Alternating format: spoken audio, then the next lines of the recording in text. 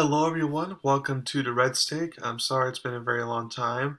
I've partly I've been busy, but also at this time of year now the NBA finals over and all that, and I don't follow other sports like I do for football, basketball. There's not really a lot to talk about. But one thing I am going to talk about today is the upcoming 2022 NBA draft, and I'm coming out with my final version of my mock draft before the draft happens tomorrow night on ABC, ESPN, 8 Eastern. So let's get started with the number one overall pick that goes to Orlando. And they can go a couple different options there. They can go Chet Holmgren, the center from Gonzaga. They can go Jabari Smith, the tall power forward from Auburn. Or they can go the small forward, Paulo Banchero for Duke. Um, I feel like here, to me, the no-brainer one is to go Jabari Smith here. He's 6'11". He can shoot the ball. He can shoot the ball from deep. Shot 42% as a freshman. He's only played 1 year. Um, Now the one concern about him coming out of college, based off the games I've seen from him, is that he did kind of seem like he was a ball hog at times. So if he can learn to not be, I'm not sure if that's because Auburn didn't have a lot of good players and he had to take over or something. But like if he doesn't have to be a ball hog, then I feel like he could be a really good player on a good team. Next, Oklahoma City. I feel like they should go center Chet Holmgren here. Now, Chet Holmgren does have a question mark to me. A lot of people think, oh, he could be next KD or wherever. To me, he kind of reminds me of a better defense, like a Porzingis, but better defender. Basically, that's what he kind of reminds me of. Which obviously there's risks there because there could be there could all of a sudden be a injury history mounted up. With especially with his lack of size, weight and size and all that. So. That is a cause for concern, but the Thunder desperately need a center, so this is the time to draft one. Houston, I have them taking Paolo Banchero from Duke, the forward there. It's just a no-brainer at this point. They need more wings, and they need more wings who can score. So I feel like Banchero definitely fits that bill. For now, this is where the draft can get interesting, and things can go many different ways here. But for me, with Sacramento at the fourth pick, some people have them taking power forward Keegan Murray from Iowa, but since they already have Domantas Sabonis as power forward, I just don't see why they. I mean, I know Murray's good and all that, good prospect, all that, but I just don't see them taking him when they can use more guard depth with Davion Mitchell and De'Aaron Fox. So I'm gonna have them taking shooting guard Jaden Ivey from Purdue. Now I didn't watch too much of him. Most of the things I watched from him was more of his NCAA tournament run.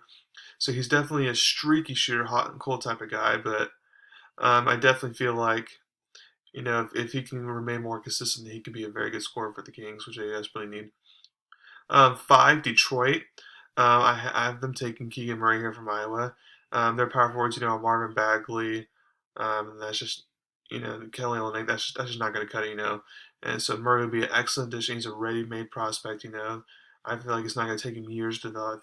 I mean, he obviously can get better in years, but I feel like he'll be like ready day one. Six, Indiana. I feel like they need a wing here. So I'm going to have them take AJ Griffin Jr. from Duke. Um, I just feel like well, for one, AJ Griffin Jr. is pretty good defensively, and Indiana desperately needs more defenders. So that's the main reason why I'm going with AJ Griffin here. Seven, Portland. Now Anthony Simons, their other point guard, is a restricted free agent, but they're going to keep him, assumingly, and along with Damian Lillard, that's a pretty good guard combo. But I feel like they can use another good guard in case one that gets injured, like that happened last year, or one that goes to the bench, or whatever the case may be. So I feel like they're going to go guard here. I feel like they're going to go shooting guard Benedict Mathurin from Arizona. We saw him in that tournament game against TCU, how he has potential to go off, and he helped Arizona be the second best team in the country going into the tournament. So I mean, his stock's been rising over the past couple months, and I feel like it wouldn't surprise me if he goes even higher, fourth or something, But I feel like Bennett Martha would be a good choice here for the Blazers, unless they trade that pick away, which I can see them happening. Eight is supposed to be Lakers, but it's going to New Orleans. For me, they clearly need a point guard. Yeah, you got Jose Alvarado, but he's a good defender. Like a Patrick Beverly, but he's kind of limited offensively, in my opinion. And then behind they have Devontae Graham. He's not a true point guard. He's more of a shooting guard or a combo guard. So they don't really have another point guard behind, and they desperately need one. So I have them taking point guard Ty Washington from Kentucky. Now, there's definitely concerns about like how good of a guard he could become. Um, But with New Orleans, do you draft the best player available? Do you draft without need? And if not New Orleans, since you already got a lot of good players like Zion, Brandon Ingram, CJ McCollum, and all that, you just got to draft on need at this point. 9, San Antonio. I feel like they desperately need a center here. Yeah, Pole's nice, but you just need other more. You need more depth there, but also you just need other good options. So at this point, you choose between center Jalen Durrett from Memphis or center Mark Williams from Duke. I feel like Greg Popovich will be a Coach K Duke guy, so I feel like he's going to go to center Mark Williams here from Duke. Um, 10, Washington. I feel like they can go shooting guard here, especially since Bradley Beal, just announced recently he's going to, be a free agent and all that. He can still return to Washington, but when that happens, typically not get signed there. So I have them taking Shaden Sharp for Kentucky. Now he's barely played any ball, so there's definitely a lot of concerns about him and what he could become. But it's definitely a risk to take him. But there's a high upside, and that's why he may be worth it. 11 is the Knicks. Now I know they need a point guard there, but I feel like they're gonna use more free agency to kind of address the point guard need. So therefore, I'm gonna have them address the center need since Mitchell Robinson, their center, is gonna be a free agent. So I had them taking Memphis center Jalen Duren. 12, you got it's supposed to be Clippers, but it goes to Oklahoma City here. So I have Oklahoma City taking, even though they have a shooting guard, Shea Gilgeous-Alexander, I have them taking another shooting guard here to fortify that depth there. I have them taking Dyson Daniels from the G League. 13, Charlotte. Now, 13 in Charlotte and also has the 15th pick as well, so I can see them trading both of them for something But assuming they make their picks here, at 13, I have them taking small forward Johnny Davis from Wisconsin. Now, a lot of people feel like he should go even higher. Um, I've only seen him in that tournament run, and he definitely has some potential there. But I feel like with them wanting to move off Gordon Hayward and all that, they just need more wing depth there. So it just feels like that makes the most sense there. 14 Cleveland. I have them taking a shooting guard to go with Darius Garland there. Um, I know they could use a true point guard since Darius Garland is more of a common guard. And Ricky Rubio, who they got, is a free agent. Rajon Rondo's a free agent, and all that. But there's not a lot of good true point guards at this high in the draft. So I have them taking, Johnny Davis here, who again, not Johnny Davis, shooting guard. Ochai Agabaji. He's the guard from Kansas, that went off in that championship game and kind of helped Kansas win the national championship there. I feel like that could be a good fit for them. Again, 15 Charlotte again. And now here's where I feel like they need a forward, especially Montrezl Harrell's leaving. They haven't really had, besides Miles Bridges, they got PJ Washington. It's like, and then they haven't really had much center protection, That they could use a true center, but the problem is, um, it's too high to draft like a true center. So I feel like they're going to take power forward here, and not only power forward is pretty good defensively. So I have them taking Jeremy Sochan here from Baylor. 16 Atlanta. I feel like I know they have DeAndre Hunter and all that, but I feel like they definitely need more 3-and-D type of guys because Atlanta suck defensively. So I have them taking small forward Ousmane Dieng from France because I feel like he could be that typical 3-and-D type of guy there for them.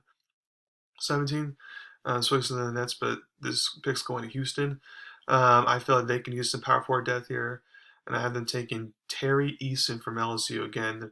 He's very raw here, but I feel like there's a high potential there, so that's why they're going to go with them over more of established power forward. 18, Chicago. They desperately need another power forward here, more size in the interior there, so I have them taking EJ Liddell from Ohio State. I feel like with his size and height and all that, he definitely fits that bill.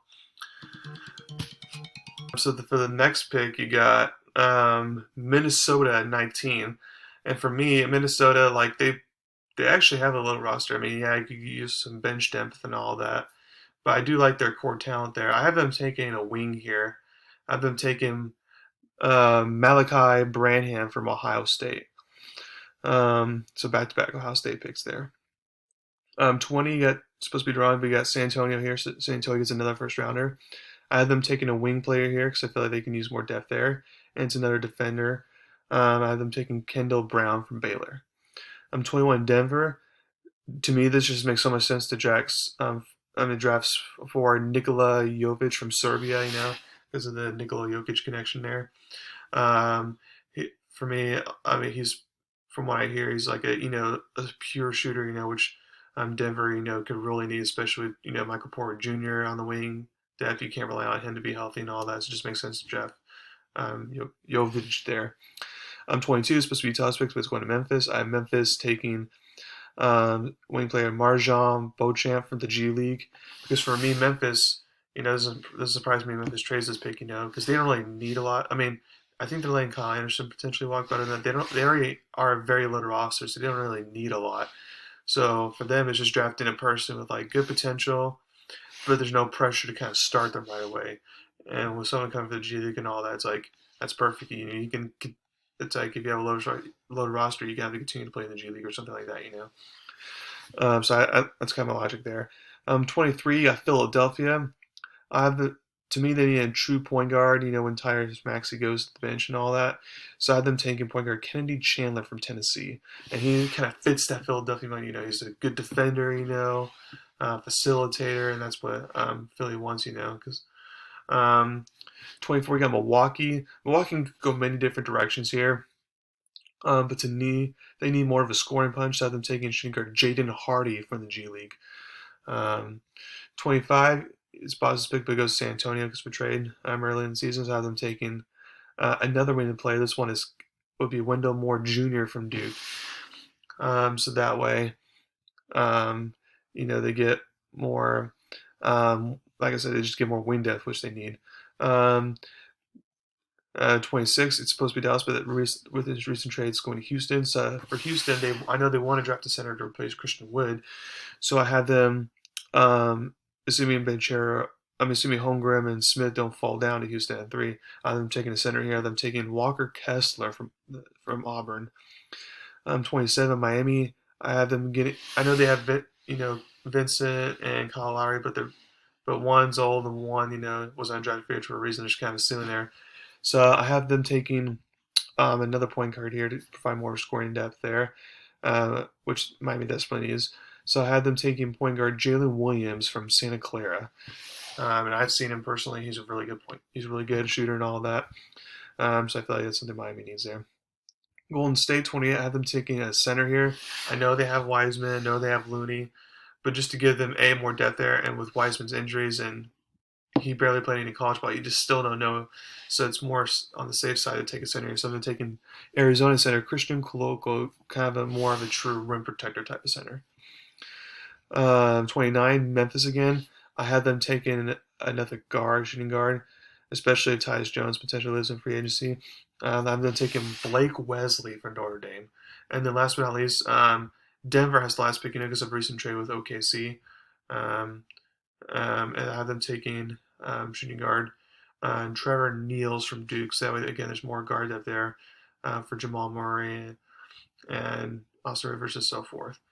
So that is my final mock draft. So let me know what you think. Thank you all very much. Hopefully, I'll post another podcast soon, and y'all have a wonderful day.